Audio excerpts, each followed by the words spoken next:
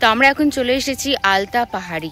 শ্রীকৃষ্ণ রাধা রানীর চরণে আলতা পরিয়েছিল, আমরা উঠছি সে পাহাড়েই। দেখো, বৃন্দাবন এমন একটা জায়গা, একবার এলে বারবার আসতে ইচ্ছা করে। তাই রাধা রানী কৃপায় আমি আবার বৃন্দাবন চলে এসেছি। দেখি দেখি, বাহ, একদম রাধা রানী।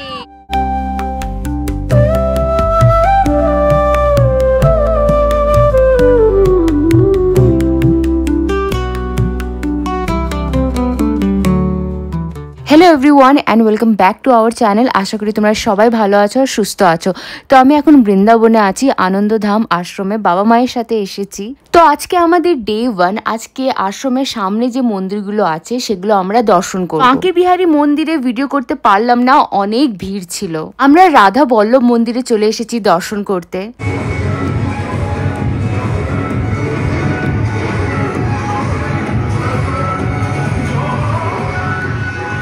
রাধা বল্লভে দর্শন করার পর আমরা চলে এলাম ব্রেকফাস্ট করতে। এই যে আমরা নিধিবনে চলে এসেছি। এত ভিড়, ভাবতে পারিনি যে আজকে দিনে এত ভিড় হবে। তোমরা দেখতে পাচ্ছ যে কত ভক্তজন এসেছে। তো আমরা নিধিবনের ভেতরে চলে এসেছি, আর এটা তো আমার সেকেন্ড টাইম। আগেও এসেছি, কিন্তু যতবার আসি অনেক ভালো লাগে। এবার বাবা মাকে নিয়ে এলাম, বাবা মার দেখার খুব ইচ্ছে ছিল আর খুব ভালো লাগছে দেখতে। নিধিবন থেকে বেরিয়েই একটা মার্কেট আসে সামনে, ওখানে লস্যি পাওয়া যাচ্ছিল, অনেকগুলো দোকান আছে আর বাবার খুব ইচ্ছে করছিল খেতে, তাই আমরা চলে এলাম। বাবা খাবে। কেমন লাগছিল তোমার?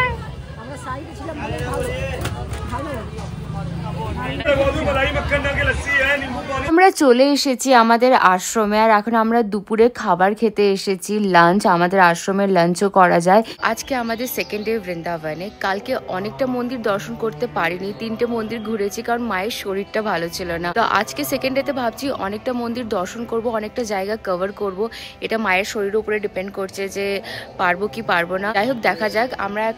আমি এখন আমাদের আশ্রমে যে মন্দির আছে সেই মন্দিরে আছি। আমি রেডি হয়ে গেছি, বাবা মা রেডি হচ্ছে, আর আমি এই মন্দিরে ওয়েট করছি বাবা মায়ের জন্য। তো যাই হোক, দেখা যাক আজকে কতটা জায়গা আমরা ঘুরতে পারি, দর্শন করতে পারি। এই যে আমরা চলে এসেছি রাধা মদন মোহন। তো এখন আমরা ওপরে উঠবো, অনেকটা সিঁড়ি আছে, তো চলো।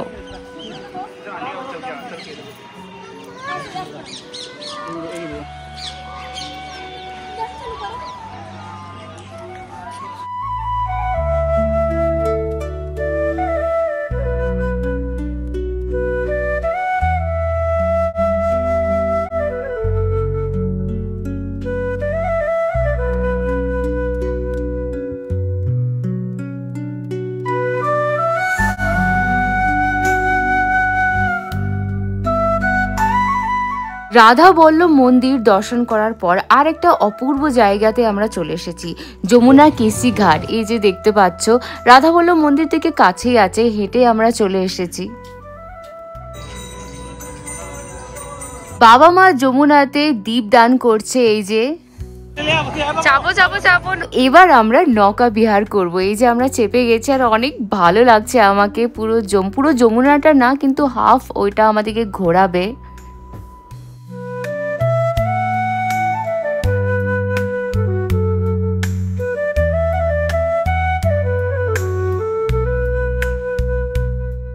যমুনা ঘাট থেকে বেরিয়ে অনেকগুলো খাবারের স্টল ছিল, তো আমরা চলে এসেছি এই যে খেতে। ছোলে কুলচে আমরা অর্ডার করেছিলাম। এবার আমরা চলে এসেছি ইমলিতলা। ইমলিতলাতে আছে ৫,৫০০ বছর পুরনো তেঁতুল গাছ, যে গাছটার নিচে মহাপ্রভু শ্রী চৈতন্য ধ্যান করেছিলেন। এখন আমরা যাচ্ছি বৃন্দাবনের বাইরে বংশীবট, ভান্ডির বন, এগুলো দর্শন করতে। তো হ্যাঁ, এইটা চলে এসেছি ভান্ডির বন। ভান্ডির বনে হয়েছিল রাধাকৃষ্ণর বিয়ে। হ্যাঁ, এই গাছের নিচে হয়েছিল রাধাকৃষ্ণর বিয়ে, আর বিয়ে করিয়েছিল ব্রহ্মা। এই জায়গাটাতে তোমরা দর্শন করে নাও।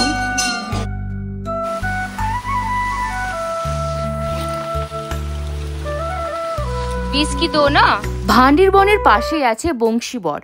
বংশীবটে আমরা চলে এসেছি, আর বংশীবটে বলা যায় যে এই গাছে এখনো সেই কৃষ্ণর বাঁশির সুর শোনা যায়।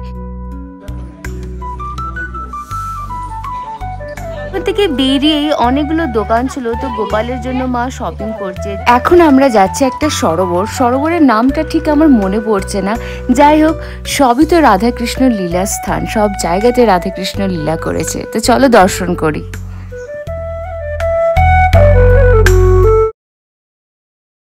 এখন আমরা এখান থেকে বেরিয়ে পড়ছি। তো আজকে আমাদের থার্ড ডে, আর থার্ড ডেতে আমরা চলে এসেছি ইসকন মন্দির দর্শন করতে। মন্দিরটা কিন্তু সত্যি অনেক সুন্দর, অনেক অপূর্ব লাগছে দেখতে, আর এত লোকজন, বাপরে।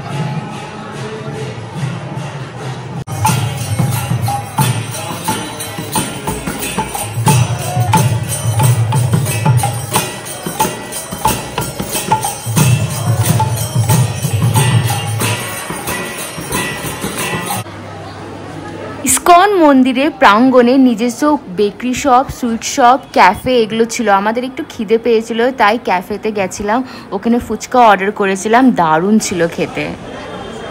সন্ধে হয়ে গেছিলো, সন্ধেতে আমরা চলে এলাম প্রেম মন্দির দর্শন করতে। এই যে অসাধারণ লাগছে, সত্যি খুব ভালো লাগে সন্ধেবেলায় প্রেম মন্দির।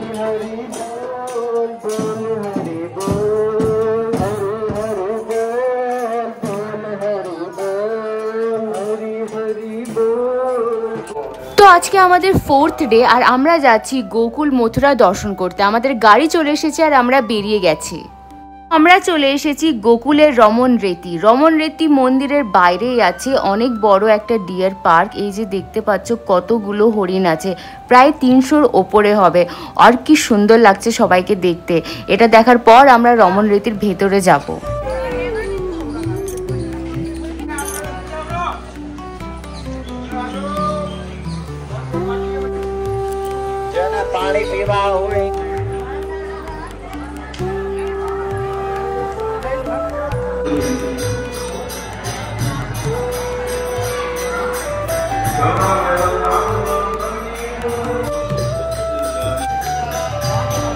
আমরা রমন রেতিতে চলে এসেছি, আর এটা হচ্ছে সেই জায়গায়, সেই রেতি যেখানে ভগবান শ্রীকৃষ্ণ খেলাধুলো করতেন।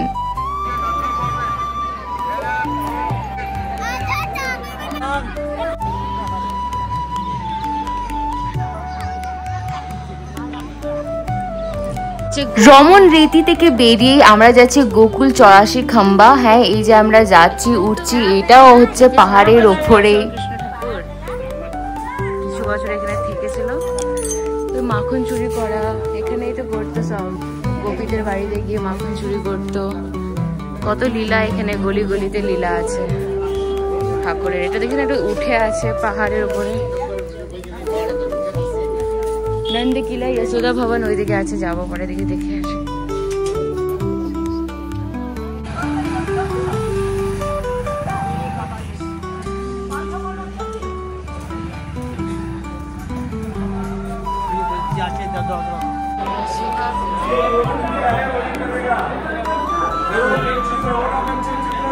आप कहीं भी जाओगे सब जगह मंदिर है।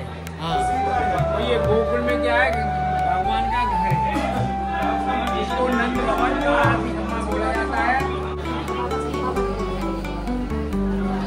এখন আমরা সেই জায়গাটিতে চলে এসেছি যেখানে ভগবান শ্রীকৃষ্ণ মাটি খেয়েছিলেন, আর মা যশোদা যখন মুখটা খুলতে বলেছিল তখন পুরো ইউনিভার্স, পুরো ব্রহ্মাণ্ড দেখতে পেয়েছিল ভগবান শ্রীকৃষ্ণর মুখের ভেতরে।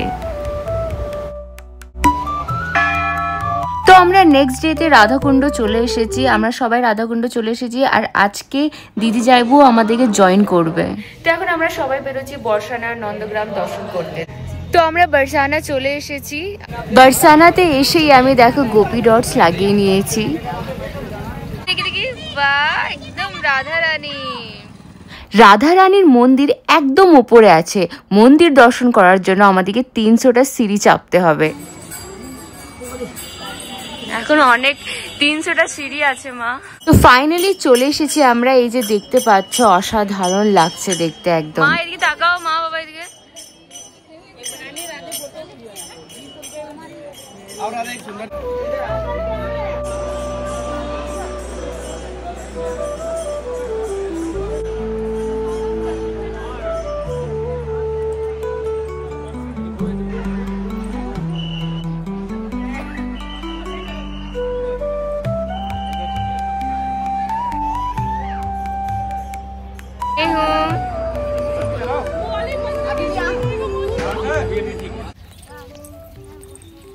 তো আমরা এখন চলে এসেছি আলতা পাহাড়ি। শ্রীকৃষ্ণ রাধারানীর চরণে আলতা পরিয়েছিল, আমরা উঠছি সে পাহাড়ে। দেখো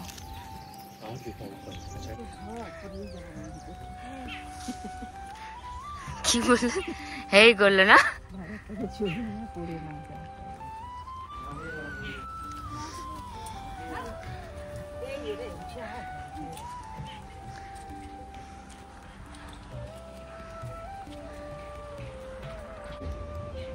दूल्हे की बगल में कटारी जो हुआ है, ये उनको चरण चिन्ह है। नाम करा दो। राधे राधे बोलो। আলতা পাহাড়ি দর্শন করার পর আমরা চলে এসেছি আর একটা জায়গায়। এখানে আছে শ্রীকৃষ্ণর চরণের চিহ্ন। এই যে দেখতে পাচ্ছ, এটা হচ্ছে ভগবান শ্রীকৃষ্ণর চরণের চিহ্ন। এইভাবে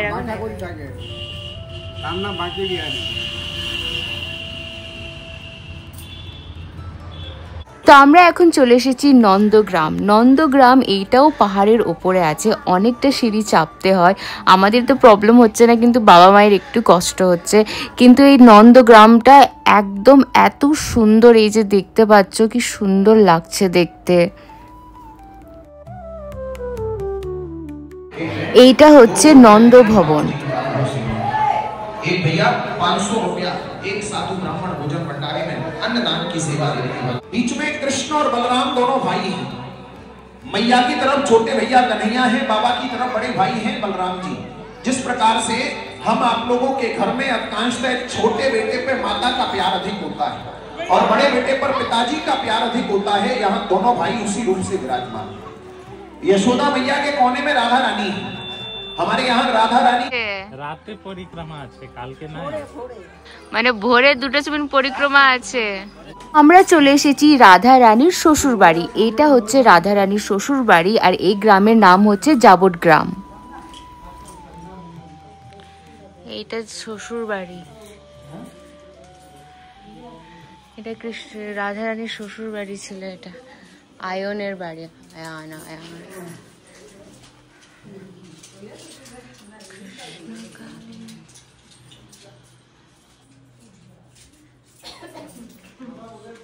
আজকে ব্লগটা শেষ করলাম। তোমাদের যদি ভালো লাগলো দেন আমাদের চ্যানেলটা সাবস্ক্রাইব করে দাও। আর তোমাদের সাথে দেখা হচ্ছে নেক্সট ব্লগে।